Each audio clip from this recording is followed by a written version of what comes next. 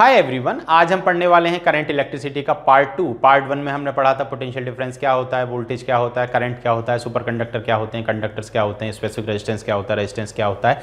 लेकिन पार्ट 2 में आज हम पढ़ने वाले हैं रेजिस्टेंस को कंबाइन कैसे करते हैं और सीरीज कॉम्बिनेशन क्या होता है, पैरेलल कॉम्बिनेशन क्या होता है और मिक्स्ड कॉम्बिनेशन ऑफ रेजिस्टेंसेस क्या होता है। तो लेट्स स्टार्ट विद इट। देखिए, कॉम्बिनेशन ऑफ रेजिस्टेंसेस।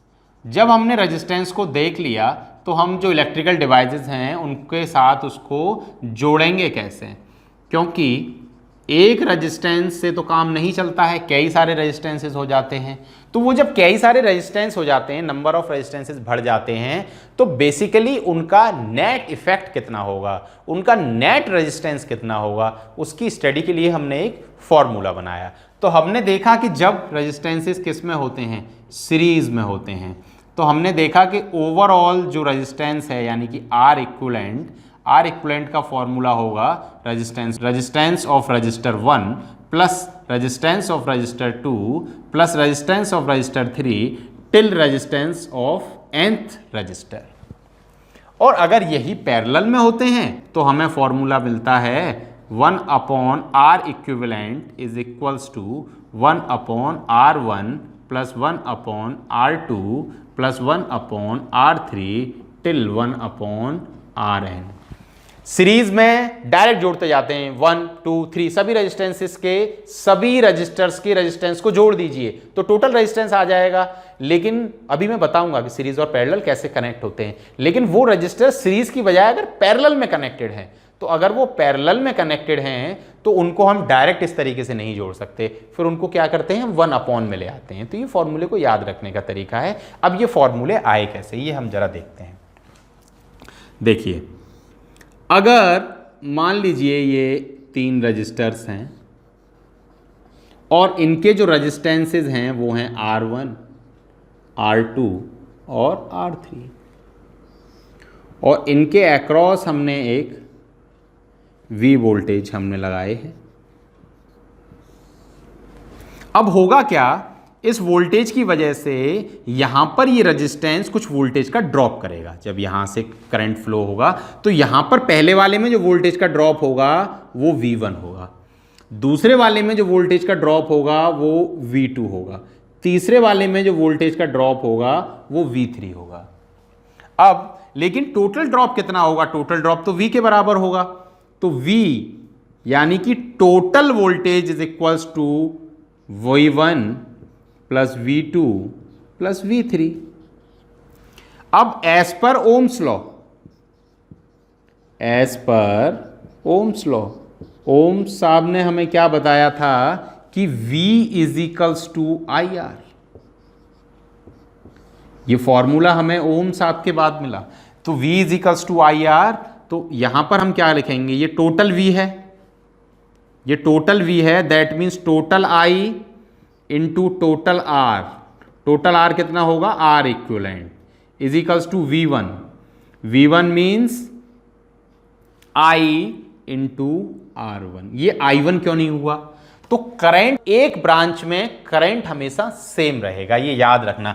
जब तक ब्रांच नहीं बदलेगी तब तक करंट नहीं बदलेगा। यानी कि ये जो करंट यहां से जाएगा वही यहां से जाएगा और वही करंट यहां से जाएगा। कुछ बदलेगा तो इन दो पॉइंटों के बीच का क्या बदलेगा, पोटेंशियल बदलेगा। तो सीरीज में करंट कैसा रहता है, सेम रहता है। सीरीज में क्या सेम रहता है, करंट। तो जब सीरीज में करंट सेम रहेगा तो total I into total R equivalent is equals to I into R1। तो आपको क्या मिल जाएगा, V1, क्योंकि V is equals to IR। आपको चाहिए क्या, V1, तो R1। उसके बाद प्लस I इंटू R2, क्योंकि V2 और यहां पर क्या हो जाएगा, I into R2 plus V3 I into R3। तो ये R3 और ये V3। अब R इक्विवेलेंट यानी कि टोटल R, और मैं इसमें I को क्या ले लिया, कॉमन ले लिया। तो R1 plus R2 plus R3, I से I क्या हो गया, कैंसिल हो गया। तो हमें जो फॉर्मूला मिला सीरीज के लिए वो क्या मिला कि R equivalent is equals to R1 plus R2 plus R3।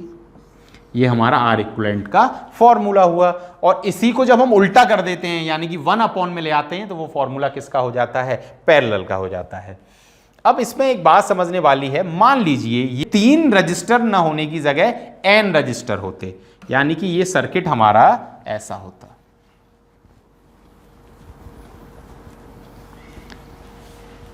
मान लीजिए ये सर्किट ऐसा होता। जब ये सर्किट ऐसा होता तो इसमें रजिस्टर कितने लगे होते, n लगे होते। अब n रजिस्टर लगे हुए हैं तो उसको सबको जोड़ना क्या होता है, थोड़ा सा कॉम्प्लिकेटेड हो जाता है। तो अगर n रजिस्टर्स हैं और उन सब रजिस्टर्स का रेजिस्टेंस सेम है, सभी रजिस्टर्स का रेजिस्टेंस कैसा है, सेम है, जैसे इसका रेजिस्टेंस कितना है R, इसका भी R ओम, इसका भी R ओम, तो जितने भी रजिस्टर्स हैं अगर उन सबका R ओम है तो इनको हम जोड़ेंगे कैसे, R इक्विवेलेंट किसके बराबर आएगा, R plus R plus R plus R till कहां तक, टिल nth R तक। ठीक है, क्योंकि यहां पर तो मैथमेटिकल वैल्यू रखेंगे ना हम रजिस्टर्स की। ये R क्या है, ये ओम है, जैसे मान लीजिए ये 5 ओम है ये वाला, तो ये भी 5 ही होगा, ये भी 5 ही होगा और ये भी 5 ही होगा।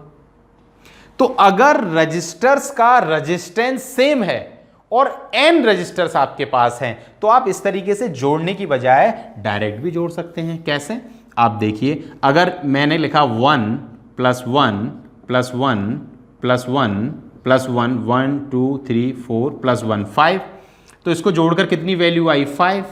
लेकिन अगर ये नंबर कितना है, 1 2 3 4 5 अगर नंबर है तो मैं अगर 5 इंटू 1 करूं तब भी वैल्यू कितनी आएगी, 5।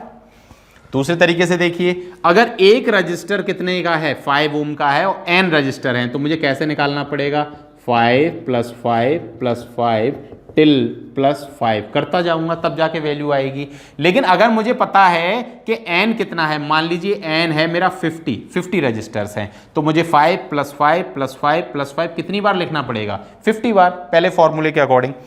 लेकिन अगर मुझे पता है कि n कितना है, 50, यानी कि नंबर ऑफ रजिस्टर्स कितने हैं, 50, और हर रजिस्टर का रेजिस्टेंस कैसा है, सेम, सबका रेजिस्टेंस कैसा है, सेम, तो मैं डायरेक्ट भी तो कर सकता हूं, 50 इंटू 5 250 ओम, तो कितना आएगा, 250 ओम। लेकिन अगर मैं इन सबको जो आप कैलकुलेट कर देखिए, 5 प्लस 5 प्लस 5 प्लस 5, अगर आप 50 बार उसको ऐड करेंगे तब भी वैल्यू कितनी आएगी, 250 आएगी। तो यहां से हमें एक फॉर्मूला और मिलता है कि सीरीज के लिए R1 plus R2 plus R3 till Rn आप उसको जोड़ते जाइए। लेकिन अगर ये सब R1 equals to R2 equals to R3 और इजिकल्स टू R है और आपको पता है कि नंबर ऑफ R कितने हैं, तो आप डायरेक्ट n इंटू R कर दीजिए, आपको क्या मिल जाएगा, आपको R इक्विवेलेंट मिल जाएगा।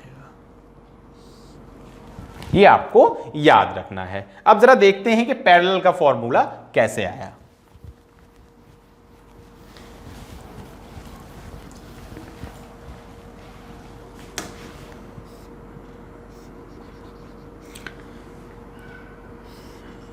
ये सर्किट है और सर्किट में यहां पर इनके बीच में पोटेंशियल है, ये रेजिस्टेंस है R1, ये रेजिस्टेंस है R2 और ये रेजिस्टेंस है R3। तो यहां से इस V की वजह से I चलेगा। ठीक है, आप देखिए यहां से क्या डिवाइड हो गया, करंट डिवाइड हो गया। तो जो डिवाइड होता है वो देखते हैं, वहां पर क्या ड्रॉप हो रहा था, वोल्टेज ड्रॉप हो रहा था, इसलिए फॉर्मूला हमने किससे कैलकुलेट किया, वोल्टेज से। यहां पर क्या डिवाइड हो रहा है, करंट हो रहा है, क्योंकि करंट को कितने रास्ते मिल गए, 3, 1 2 3।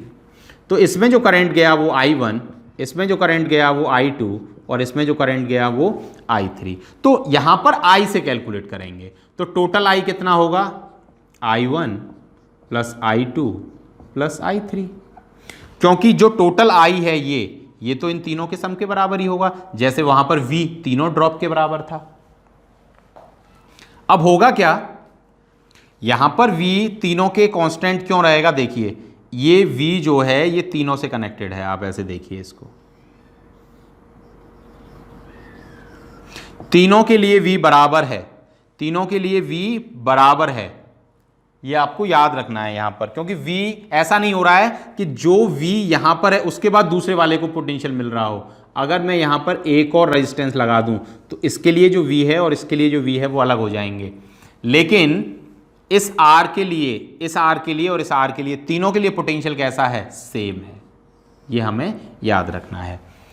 According to Ohm's law, Ohm's क्या कहते हैं, V is equals to I R, तो I is equals to V upon R, ये क्या है, टोटल I, तो total V upon total R, total R कितना है, R equivalent is equals to I1, तो कितना होगा, V कांस्टेंट है इस केस में, तो ये क्या हो जाएगा, V upon R1 plus I2 V upon R2 plus V upon R3। तो V को क्या करते हैं, कॉमन ले लेते हैं, तो ये क्या हो जाएगा, V upon R equivalent is equals to V upon 1 upon R1 plus 1 upon R2 plus 1 upon R3। V will cancel V। अब हमें फॉर्मूला क्या मिल गया, हमें फॉर्मूला ये मिल गया कि 1 upon R equivalent is equals to 1 upon R1 plus 1 upon R2 till Rn। यही तो हमने बताया था, पहले आप डायरेक्ट याद कर लीजिए कि टोटल R is equals to sum of all R। Total resistance कितना होगा, सभी सम्स को जोड़ दीजिए, कब, सीरीज में। अगर पैरेलल में, उनको उल्टा कर दीजिए, यानी कि रेसिप्रोकल कर दीजिए। तो ये वाली बात समझ, तो पैरेलल का फॉर्मूला हमें ये मिल गया। लेकिन अगर हमारे पास कितने हैं, n रजिस्टर्स हैं, कितने रजिस्टर्स हैं, n रजिस्टर्स हैं, और n रजिस्टर्स में कंडीशन वही है कि उन रजिस्टर्स का रेजिस्टेंस कैसा है, सेम। रजिस्टर्स का रेजिस्टेंस, रजिस्टर्स का रेजिस्टेंस, रजिस्टर्स का रेजिस्टेंस कैसा है, सेम है। तो आपका R इक्विवेलेंट का फॉर्मूला क्या बनेगा, 1 upon R equivalent is equals to 1 upon R plus 1 upon R plus 1 upon R plus 1 upon R till 1 upon R, और ये R कौन सा है, nth R। अब मान लीजिए आपके पास जो रेजिस्टेंस हैं वो n की वैल्यू है आपके पास 50, यानी कि नंबर ऑफ रजिस्टर्स कितने हैं, 50। तो आप क्या करेंगे, 1 अपॉन रेजिस्टेंस 1, और मान लीजिए एक रजिस्टर की वैल्यू है, एक रजिस्टर का रेजिस्टेंस है 5, तो आप क्या करेंगे, 1 upon 5 plus 1 upon 5 plus 1 upon 5 plus 1 upon 5, कहां तक, 50 बार आप ऐसे करेंगे, तब जाकर आपको क्या मिलेगा, R इक्विवेलेंट। लेकिन आप इसको ऐसे भी कर सकते हैं, जब आप इन सभी वैल्यूज को जोड़ेंगे तो यहां पर क्या आ जाएगी, n की वैल्यू, तो यहां पर क्या आ जाएगा, अगर मान लीजिए n की वैल्यू कितनी है 50, तो ये तो जोड़कर कितना आएगा, 1 प्लस 1, 50 टाइम्स आप करेंगे, नीचे क्या आएगा, एलसीएम जब आप लेंगे तो R, क्योंकि आप एलसीएम लेंगे, एलसीएम कितना आएगा 5, और एलसीएम जब 5 आएगा तो यहां पर क्या है 5, तो यहां पर 1 into 1 plus 1, 1 plus 1, 1 plus 1, 1 plus 1 कितना आएगा 50। इस तरीके से जब आप करेंगे तो आपने यहां पर क्या देखा कि R इक्विवेलेंट कितना आ गया, R इक्विवेलेंट आ गया 50 अपॉन 5, जबकि 50 क्या है n, 5 क्या है R। अगर इसको उल्टा कर दें, यानी कि क्योंकि हमें वैल्यू किसकी चाहिए, R इक्विवेलेंट की, तो ये क्या हो जाएगा 5 अपॉन 50। 5 क्या आ गया, 5 है R, 50 क्या है n। तो एक ये फॉर्मूला भी हमें मिल गया। अगर हमारे पास कितने रजिस्टर्स हैं, n रजिस्टर्स हैं, और उन सभी रजिस्टर्स का, रजिस्टर वो डिवाइस है जो रेजिस्टेंस प्रोवाइड करेगी, उन सभी रजिस्टर्स का रेजिस्टेंस सेम है, कैसा है, सेम है, तो आप उनको 1 अपॉन R करने के बजाय डायरेक्ट क्या कर सकते हैं, रेजिस्टेंस को नंबर ऑफ रजिस्टर से डिवाइड कर दीजिए, तो आपको क्या मिल जाएगा, R इक्विवेलेंट की वैल्यू मिल जाएगी। तो ये एक इसी फॉर्मूले का मॉडिफाइड फॉर्मूला है, ताकि आपके लिए ये क्या हो जाए, सॉर्ट हो जाए। इसी में एक और सबसे ज्यादा समझने वाली बात है,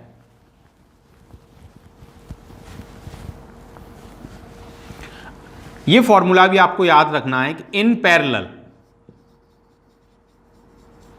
अगर आपके पास दो रजिस्टर्स हैं, कितने रजिस्टर्स हैं, 2, और वो दोनों कैसे हैं, पैरेलल हैं, तो आप क्या करेंगे, और मान लीजिए 2 रजिस्टर्स हैं